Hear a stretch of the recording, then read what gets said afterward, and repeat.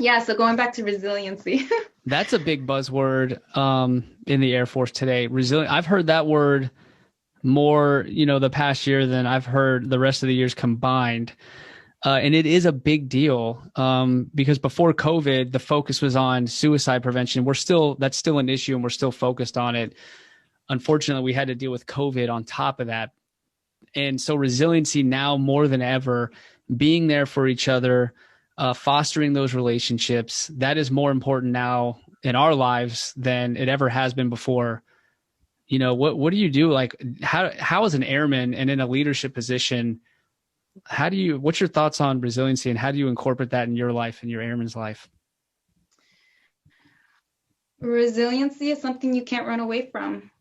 Is the biggest factor of it. You have to learn to overcome, to not give up. There is going to be obstacles in your way. That doesn't mean you can't achieve your goal. That just means you have to plan around it. Um, you don't want to stay down for too long because then you'll be missing out on a lot of opportunities. And you may just be one hardship away from a breakthrough. Just keep that in the back of your mind. And that's why resiliency is such an important topic. Um, and I think one of my biggest resiliency obstacles or challenges that I go through mentally and physically are deployments. Deployments, wow, just preparing for it and getting ready for it mentally and all the fears and the anxieties. And I get excited. I'm like, this is something where I'm going to grow more as a person in my character. And then once you're there, it's a different story. You're scared. You don't know what's next. But once you're there, you start learning the process and your job and the environment. And then you're like, hey, you know what? I can actually do this. It's not so scary as you think. And then by the time you know it, you're back home.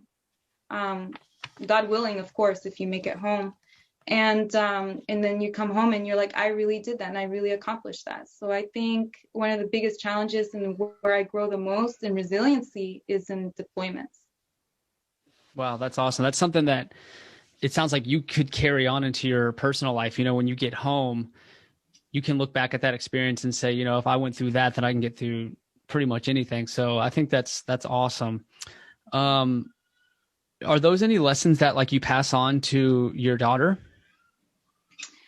Well, believe it or not, she's come across a lot of hardships herself. Me being a single mom, it's not like I could always be there being a mom 24/7 for her. I'm not a stay-at-home mom, I'm a working mom.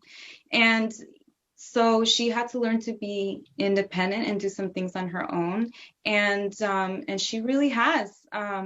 Right now, she goes to a military boarding school. I look up to her, believe it or not. She may look up to me, but I look up to her. At her age, as a teenager, she's already been flying planes for a year, and her plan is to become an astronaut. And so we're hopeful she joins the Air Force Academy to join the Space Force, and that we see her.